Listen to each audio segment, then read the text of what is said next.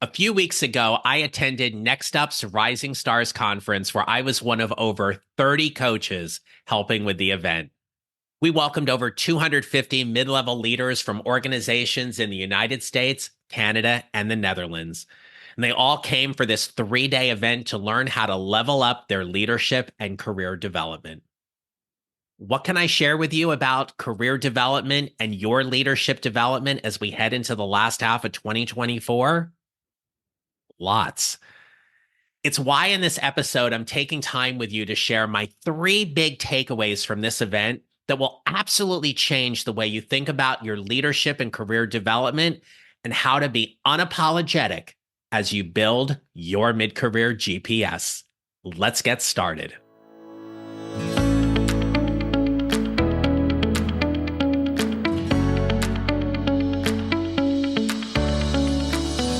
Hello, my friends. This is the Mid-Career GPS podcast, and I'm your host, John Nerrill.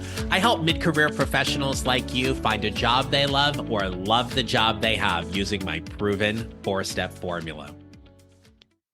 It's July 2nd, and as we get ready to head into the July 4th holiday here in the United States, I just want to wish you a safe and happy holiday. Make memories, be careful wherever you're traveling, and most importantly, let's remember why we celebrate our independence and how important it is. Now, at the end of every episode, I say, how you show up matters. And this couldn't have been more true for the 250 people I had the opportunity to meet at NextUp's Rising Stars conference that was held in Austin, Texas, just a few weeks ago. As one of the coaches for the event, I've been working with 8 leaders in my cohort. And our work includes them going through a 360 assessment and debrief, serving as the table moderator for our discussions during the event. And then after the event, they go through one group coaching call as well as one private coaching session with me.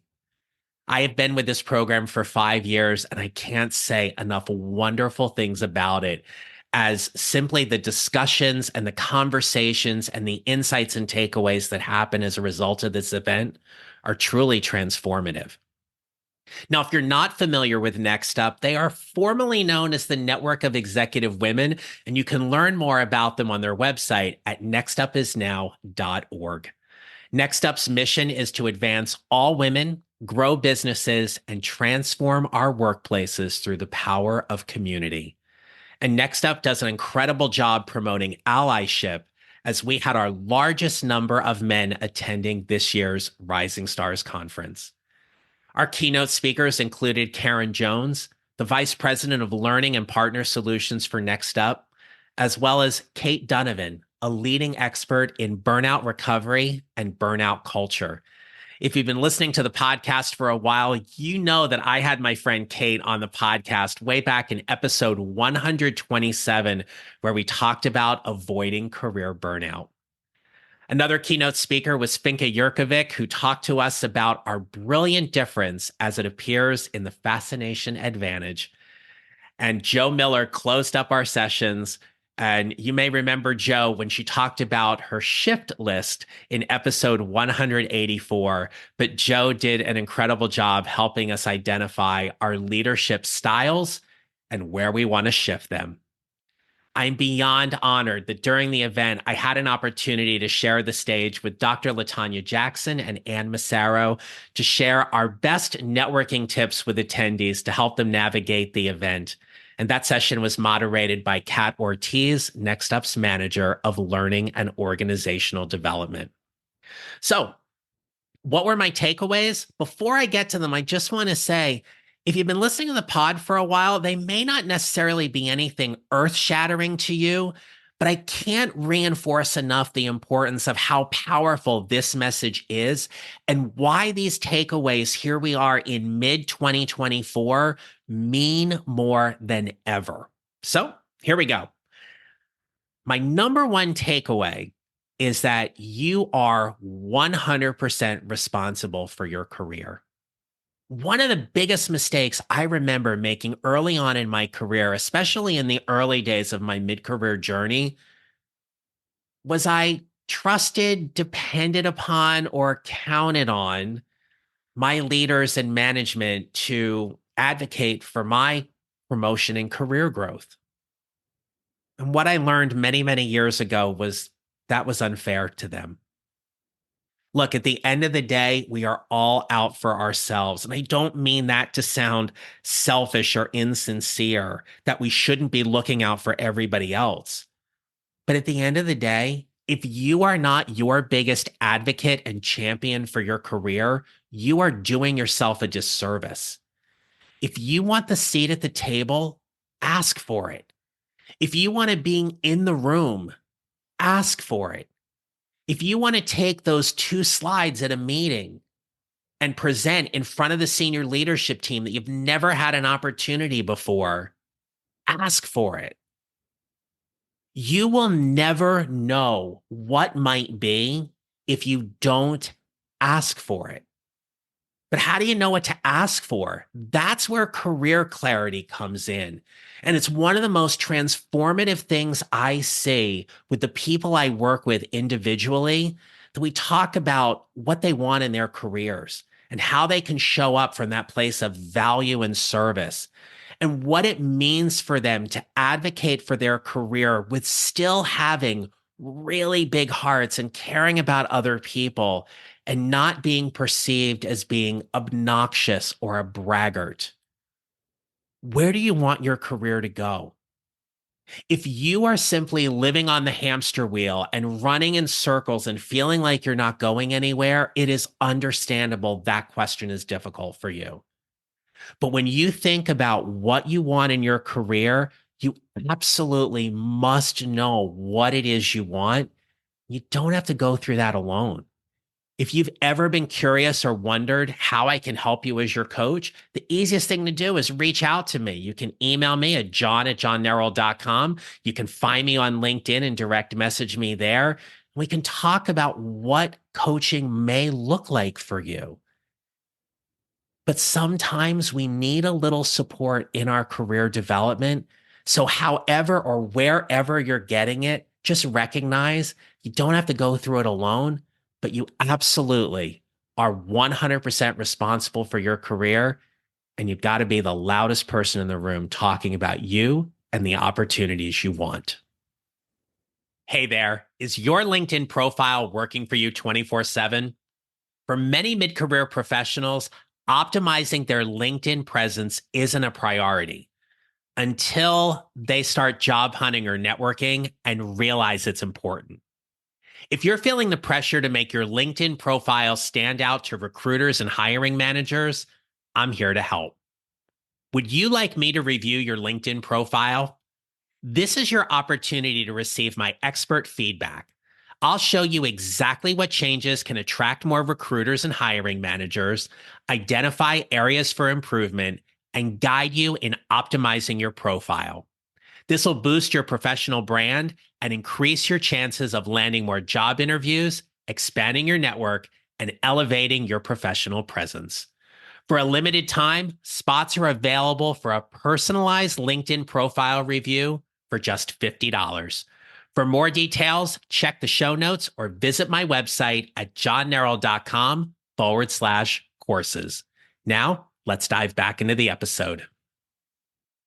My second takeaway was that we should always be focusing on building relationships. Whether you refer to it as networking or connecting, whatever that is for you, you should always be focusing on building the relationships you want. But here was the other thing. And it's one of the things that we talked about during this high impact networking conversation, which was networking can be a little bit messy. It can be a little awkward at first. And so, as you think about how you want to build these relationships, do it authentically, do it genuinely. Who are the people in your network you've been meaning to talk to? And who are the people that you want to pull into your network? And you want to be able to learn more about them. One of the tips I shared from the stage was give first, ask later. And by that, I mean, in a culture where we're always looking for things, what would it mean for you to show up with somebody you're just meeting for the first time and listening intuitively and diagnostically in a way that ultimately you're going to find a point in that conversation to say, hey, I've really enjoyed this conversation. How can I help you?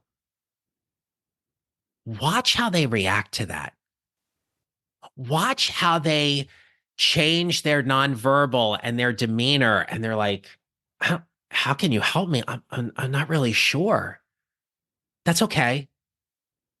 Maybe there's somebody I can connect you to, or there's something of a resource I may be able to share with you. Whatever that is, let me know. I'd be happy to do that for you. They'll reciprocate.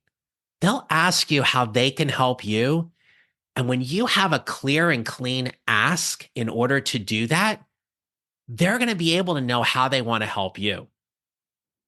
I didn't share this from the stage, but I do want to share this story with you that in a previous organization where I worked, there was somebody who oversaw a particular division and special project that I was naturally curious about knowing.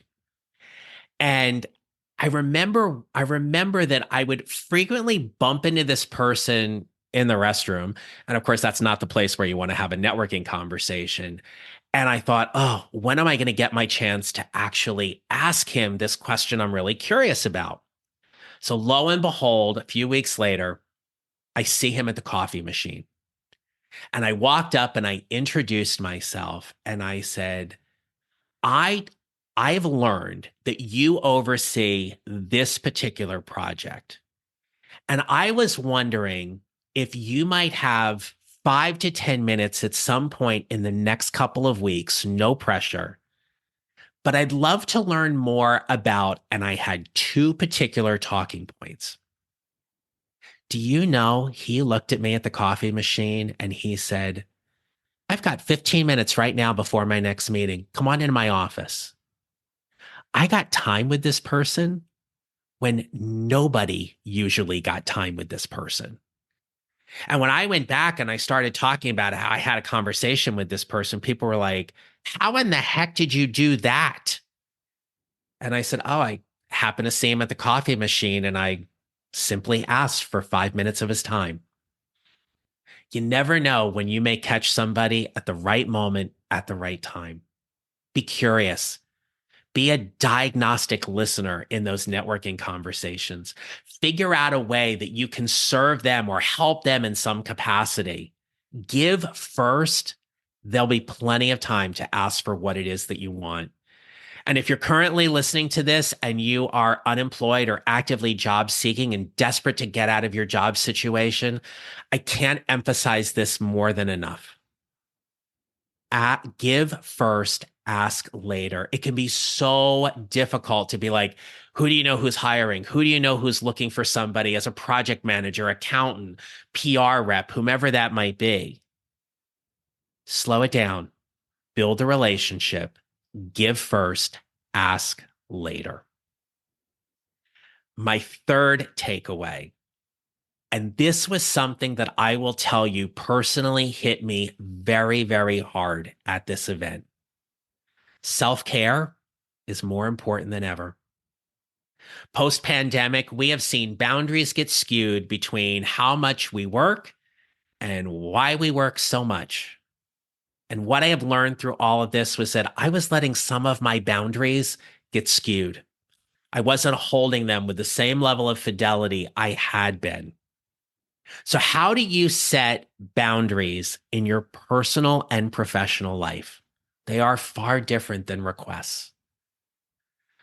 But where I'm focusing on this is looking at my business and looking at how I'm doing certain things, where I'm spending time on, and things that I feel like I should be spending time on versus I want to be spending time on, and how much time that's going to take.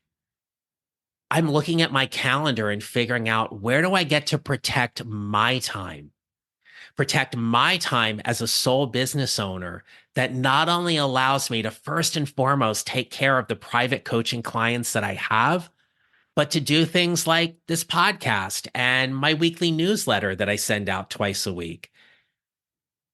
The other thing is that what I'm also learning is that giving somebody grace is much easier when they give you context. Kate Donovan spoke about this so eloquently from the stage that we can't just expect people to blindly give us grace on things. But if we give them a little context, if we give them some understanding about what it is that's going on, and we do it in a way that is safe and is trusted, that they'll be able to give us grace a little easier. I thought about this during the event, and I remember there was a time in my career where I had horrible bouts of insomnia. If you have ever struggled with insomnia, my friends, I feel you, I hear you, I see you. It was one of the worst times in my life. And I was late for work on two occasions. Now, you may say, John, that's not that big of a deal, but when you're a school teacher and you're responsible for being in front of 25 students in your classroom at 8:20 in the morning and you live an hour away from school, that's not a good look. And I'll never forget how some people joked with me about it. I got a very stern talking by one administrator, and they were absolutely right in doing it. There was a woman whom I co-taught with. I lovingly refer to Linda as my Jewish mama. And for a year, Linda called me every morning at 6 a.m. to make sure I was awake. She said, "Hey, I'm going to be on the treadmill. I can easily pick up the phone and call you just to make sure you're okay and you're up and you get to work on time." And I knew that I needed to be awake to get Linda's phone call. I was like, "I'm up. Thank you so much." It was at one of the lowest points in my life when somebody showed me such incredible grace and love. And I am honored to say we're still in touch. I see her every year. And she is one of my nearest and dearest colleagues I've ever had the opportunity to work with. Sometimes we need people to help us with our self-care. We need a little accountability. So I'm putting some things in place in my work life right now to make sure that I'm taking better care of myself so I can take better care of all of you. That was probably the biggest takeaway from the whole event. How do I protect my time? And what does that look like for me? Well, what does that look like for you? Where are you allowing people to freely put time on your calendar or tell you to move meetings around that you really don't want to? I encourage and invite you to think about where and how does self-care look like for you in your work? Even if it means setting the timer for 2 minutes to do some quiet meditation or stand up and stretch. I will tell you, I've got time on my calendar that as soon as I'm done recording this podcast, I'm taking 3 minutes to stretch. Find those little things and let them add up to ensuring that you are taking the best care for yourself as possible. So, as we wrap up, my first takeaway was you are 100% responsible for your career. My second takeaway was to always be building relationships and to network authentically and genuinely. And my third takeaway was self-care is more important than ever. If you're great at doing it, I admire you. If you are struggling with it like me at times, I am right there with you. But we'll figure it out. We'll absolutely figure it out because we're worth it. And that's how we build our mid-career GPS. It is definitely how we prepare, we position, we promote, and how we show up. And the most important thing is how we show up. So until next time, my friends, remember this. You will build your mid-career GPS 1 mile or 1 step at a time, and how you show up matters. Make it a great rest of your day. Happy July 4th. Thank you for listening to the Mid-Career GPS podcast. Make sure to follow on your favorite listening platform. And if you have a moment, I'd love to hear your comments on Apple Podcasts. Visit johnnarrow.com for more information about how I can help you build your mid-career GPS, or how I can help you and your organization with your next workshop or public speaking event. Don't forget to connect with me on LinkedIn and follow me on social at John Narrow Coaching. I look forward to being back with you next week. Until then, take care, and remember, how we show up matters.